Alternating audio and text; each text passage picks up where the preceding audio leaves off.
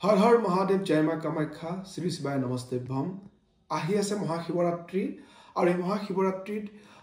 নিশ্চয় আপোনালোকে বিভিন্ন নিয়ম আগৰ পৰাই পালন কৰি আহিছে আমিও আজি কেইটামান সৰু কথা ক'বৰ কাৰণে এই ভিডিঅ'টো প্ৰস্তুত কৰিছোঁ সো শিৱৰাত্ৰি বুলি ক'লে ৰাতি কৰা পূজা গতিকে যদিও শিৱৰাত্ৰি দিনৰ ভাগৰ পৰাই মানুহে আৰম্ভ কৰিব 26 তাৰিখে তথাপি ৰাতি বা সন্ধিয়া সময়ত যদি আপুনি শিৱ মন্দিৰ দৰ্শন কৰিব পাৰে আপোনাৰ কাৰণে ভাল সব দিনৰ ভাগতো আপুনি শিৱ মন্দিৰ যাব পাৰে ইয়াত কোনো ধৰণৰ বাধা নাই কিন্তু যেহেতু শিৱৰাত্ৰি শিৱৰ আসল আপুনি যদি পূজাৰ ফল লাভ কৰিব বিচাৰিছে তেতিয়া চাৰি পহৰৰ পূজা আপুনি যদি এটেন্ড কৰিব পাৰে অৰ্থাৎ পূজাত ভাগ ল'ব পাৰে আপোনাৰ কাৰণে ভাল সো মহাশিৱৰাত্ৰি বুলি ক'লে শিৱৰ যেহেতু আমি পূজা কৰা হয় ঘৰত আপুনি নিশ্চয় শিৱৰ কাৰণে এগছি চাকি লগাবই তথাপি যদি আপুনি মন্দিৰত যায় কি বস্তু লৈ গ'লে আপোনাৰ কাৰণে ভাল হ'ব সেই কথা আমি আলোচনা কৰিব বিচাৰিম শিৱৰাত্ৰিৰ সময়ত যেহেতু শিৱলিংগত টাচ কৰাটোৱে বহুত অসম্ভৱ বিভিন্ন মানুহ থাকে তাত অভিষেক কৰাটো অলপ অসুবিধা হৈ পৰে তথাপি ঘৰতে যদি আপোনাৰ শিৱলিংগ আছে তেতিয়াহ'লে পঞ্চামৃতৰ জৰিয়তে অৰ্থাৎ দৈ গাখীৰ ঘিউ মৌ আৰু চেনি যদি গুড়ি কৰি দিব পাৰে খুব বেছি ভাল লগতে চাউল তিল মিঠাতেল কুঁহিয়াৰৰ ৰস তাৰ পিছত বিভিন্ন ধৰণৰ বস্তু আপুনি দিব পাৰে শিৱলিংগত আপুনি যিকোনো বস্তুৱে দিব পাৰে ৰাহুৱে শিৱক প্ৰসন্ন কৰিবৰ কাৰণে একো নাপায় ধতুৰা গুটি লৈ গৈছিলে আৰু শিৱই সেই ধতুৰা গুটিত প্ৰসন্ন হৈ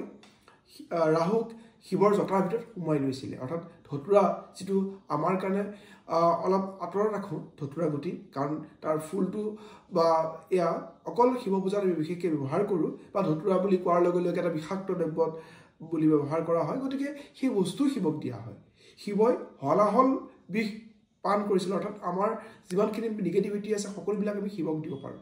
শিৱই ভাল পোৱা বস্তুৰ ভিতৰত বেলপাত খুবেই বেছি ভাল পায় আৰু সেই বেলগছৰ বেল ফলটো শিৱই বহুত বেছি ভাল পায় বগা আকন্দৰ অৰ্থাৎ আকন্দছৰ মালা বনাই শিৱৰাত্ৰিত আপুনি শিৱক দিব পাৰে তাৰ বাহিৰে শিৱক আপুনি যদি আপোনাৰ বিভিন্ন সমস্যাত জড়িত হৈ আছে তেতিয়াহ'লে এটা নাৰিকল যিটো শুকান নাৰিকল আপুনি তাত পানী থকা হ'ব লাগিব আৰু মূৰৰ ওপৰেৰে 7 বাৰ এন্টি ক্লকৱাইজ ঘূৰাই আপোনাৰ নিজৰ উইচটো কৈ অৰ্থাৎ আপোনাৰ যিখিনি ক'ব লগা আছে যি প্ৰব্লেম আছে সেইখিনি কৈ যদি শিৱলিংগত সেই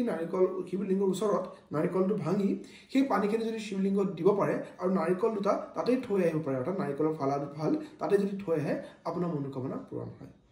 শিৱৰাত্ৰিৰ সময়ত আপুনি পঞ্চামৃতৰে অভিষেক কৰাবই আৰু সেইদিনাখন আপুনি যদি পাৰে বলদ গৰু নহলে গাই গৰু যিকোনো গৰুকে আপুনি যদি খাদ্য খুৱাব পাৰে অসমত খেৰ বহুত পোৱা যায় খেৰ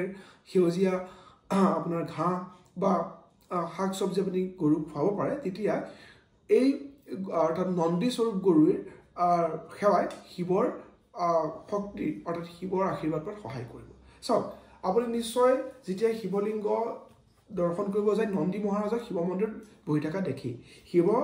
উত্তৰৰ ফালে মুখ কৰি থাকে আৰু নন্দী তাৰ ফালে চাই থাকে নন্দীৰ পৰা আমি কি শিকিব পাৰোঁ চাওক নন্দীয়ে সদায় ধৈৰ্য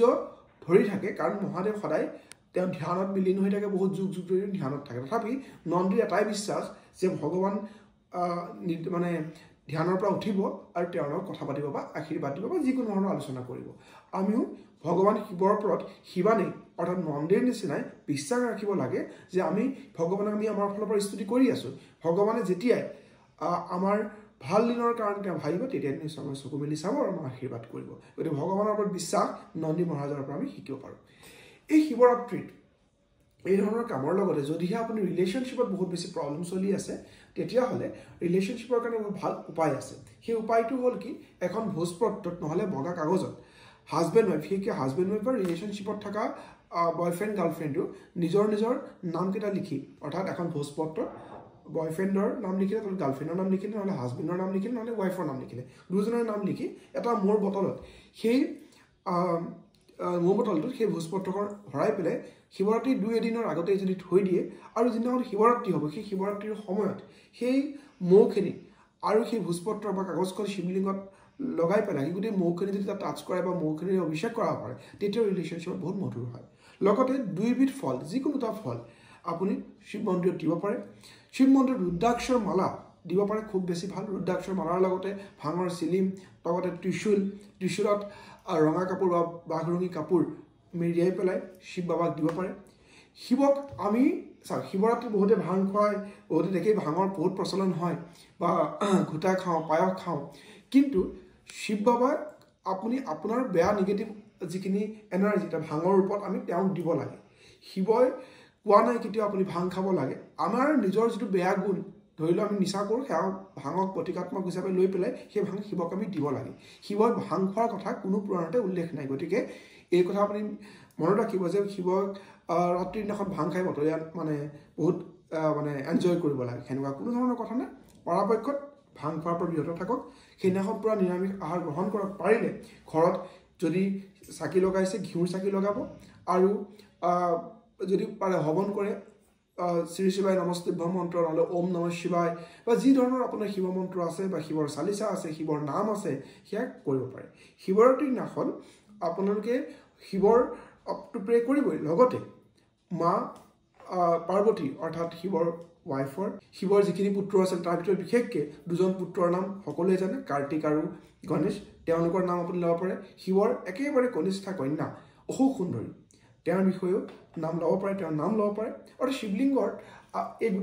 গোটেইকেইজনে বসবাস কৰে বুলি কোৱা যায় গতিকে সেই তেওঁৰ নাম লোৱাৰ লগতে বিষ্ণু ভগৱানৰ ওম নমঃ ভগৱতে বাসুদেৱৰ মন্ত্ৰ শিৱৰাত্ৰিৰ নামত পাঠ কৰিব পাৰে কাৰণ শিৱই সদায় বিষ্ণুক স্মৰণ কৰি থাকে গতিকে এই ধৰণৰ আপোনালোকে যদি কাম কৰে শিৱৰাত্ৰিৰ এই সময়খিনিত আপোনালোকে নিশ্চয়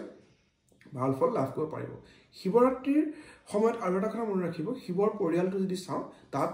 শিৱ পাৰ্বতী গণেশ কাৰ্তিক সকলো বিভিন্ন তেওঁলোকৰ বাহন বিভিন্ন কামৰ কাৰণে তেওঁলোক ব্যস্ত থাকে কিন্তু যেতিয়া এটা পৰিয়াল হিচাপে গণ্য কৰা হয় আমাৰ যিখন এখন সুখী পৰিয়ালৰ কথা কোৱা হয় শিৱৰ পৰিয়ালৰ কথাই যোৱা যায় গতিকে আমি শিৱৰ পৰিয়ালৰ নিচিনা ঘৰত সেই একেলগে মিলিজুলি থাকিবৰ কাৰণে চেষ্টা কৰিব লাগে আৰু শিৱৰ দ্বাৰা শিৱৰ শক্তিৰ দ্বাৰা আমি মহিয়ান হ'ব লাগে শিৱৰ দুজন জাগ্ৰত ৰূপ এতিয়াও আছে সেয়া হ'ল হনুমান আৰু কাল ভৈৰৱ গতিকে এই সময়খিনি হনুমানজী আৰু কাল ভৈৰৱৰ আপুনি প্ৰাৰ্থনা কৰিব পাৰে আৰু গোটেই বছৰটোৰ কাৰণে শিৱৰ ওচৰলৈ প্ৰাৰ্থনা